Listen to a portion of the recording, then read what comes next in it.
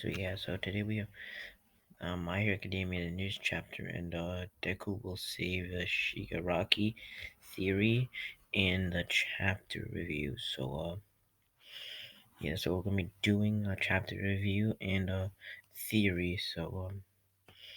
Yeah, so what we're gonna do, don't forget to hit the noties and stuff, and the usual, do the usual stuff, and then hit noties, and then do the like and subscribe thing, and yeah, get into it. So when we first get to this chapter cover, it says, "Can you kill Toruma Shigaraki?" Because he's asking Deku. This was the big question from last time. We got pretty much nothing on the second and third one for all users again, which was a pretty big disappointment in my opinion. But who knows? The second user is the Bakugo looking guy. Maybe Bakugo came into the past. The future Bakugo came into the past and became the second one for all users or something, because that's kind of how the theory was. But yeah, we got to this part, and Deku's kind of thinking of what he should say.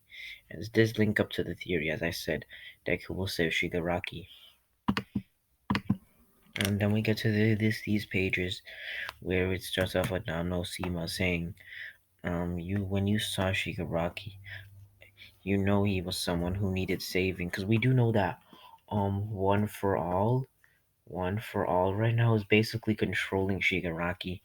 He's not a free man anymore. It's basically like the controlling him, because all he basically now has to obey him. But it's in a way it's kind of Shigaraki, you could say, wants to obey him, but does he really? So yeah, and this is exactly so as a part of the grand plan to acquire the all for one. And the theory that all for one, one for all, can be taken, that the quirk can be stolen. People are saying it can't be, but it's, yeah, have to think of it as a quirk, or just more super quirk.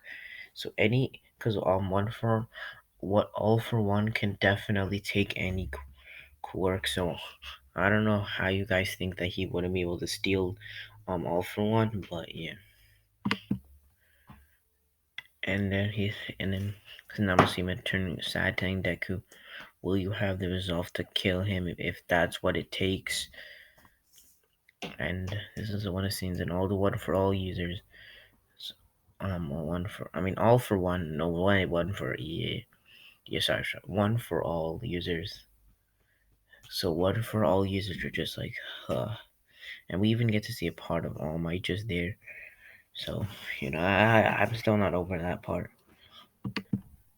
And Deku starts to understand how Shigaraki feels as we get to see him, because Shigaraki, I mean, he had a quirk, a very dangerous quirk, and because of that, his family, he had no one basically. Then that's why Deku kind of feels bad for him, as we get to see in this. I like how they did this double page into one page. I like how they did that. We get to see him do this right here in the next page. Gonna get real. As Nonosima is feeling responsible for this, for having, what's his name, Shigaraki turn out this way. She feels responsible for him, because if she hadn't given her child up, this wouldn't have ever happened. So that's why she's feeling responsible, and as we can clearly see it from here. And then, as she wants Deku to either kill him or save him. So I think Deku will definitely choose to save him. So yeah. And then some other things I'm gonna talk about is the theory that Deku will save him. Because we do know Deku isn't the type of person who would want to kill people. He never kills anyone, like any shonen protagonist never kills anyone. That's how it's always been, but for real, I don't think Deku will kill Shigaraki. So when I say that I don't think he will kill Shigaraki, I think he will save him in a manner of one eye, because he's supposed to be the successor of All for One. He's supposed to be his successor, but even if because of that, Deku will still save him. And I'm going to be saying how Deku will save him. The method Deku will use to save him. It's going to be pretty simple, actually. Deku will do some talk no jutsu. Yes, yes. We already know that My Hero Academia has many similarities to Naruto, and I think they will introduce something like the talk no jutsu into My Hero Academia. Because we do know that My Hero Academia has many similarities to Naruto, so they definitely will bring in many similarities. So expect that to happen. So I know it's a little jokey, but I'm actually pretty serious right now. So don't think I'm joking around when I say they will bring talk no jutsu into My Hero Academia, because I'm actually pretty serious when I say that. So don't think I'm joking around right now. So definitely huge possibility right here. Huge possibility right here. And we definitely will be seeing more from this war arc related to the to not just Deku and Shigaraki and one for all. I mean all for one. We will definitely be seeing some stuff with Bakugo. Because Bakugo and Deku might actually team up.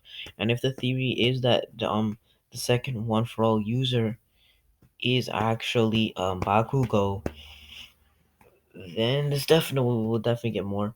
Definitely get more from Uraka Ito and Shoto. I definitely see we will definitely get more from them.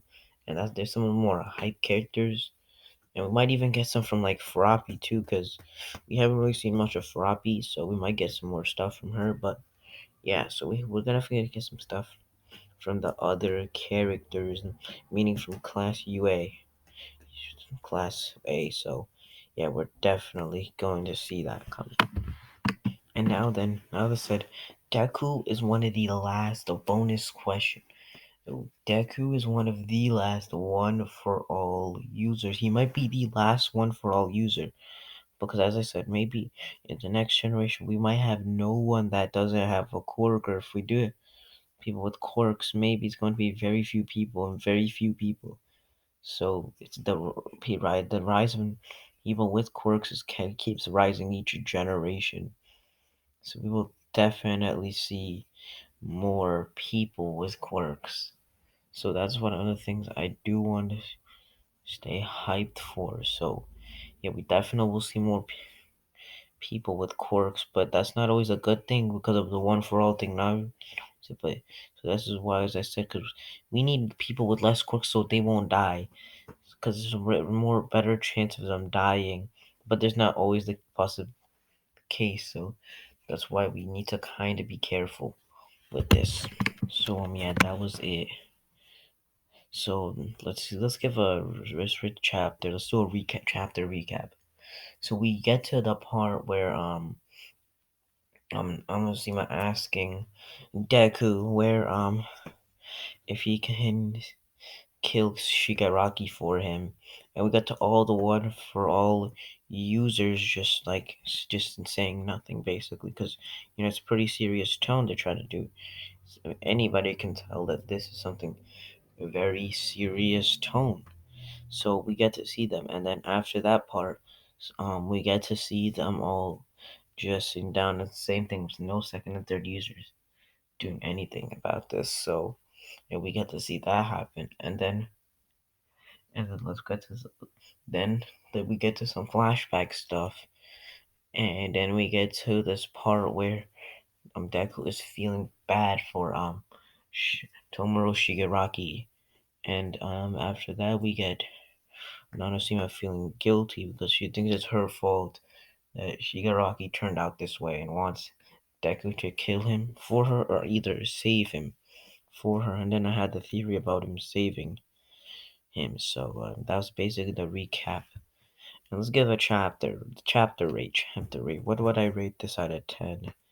Definitely a 8 out of 10. 8 out of 10 for sure. 8 out of 10. That's usually where chapters usually go to. So definitely 8 out of 10. The Definitely we're gonna have this is pretty hot. We might even have to get inside of a dark time skip with this because the time skip that's upcoming time skip. Ooh, I think they're gonna take a bleach route with this time skip where they time skip it with Deku being much older, about to graduate UA, and they're gonna do this Bleach thing where we're gonna have only two arcs. One arc like the Fullbring arc, and then the next arc being like the last arc, like a war thing. Even though we're technically in a war arc. So yeah, this is it, and yeah, peace.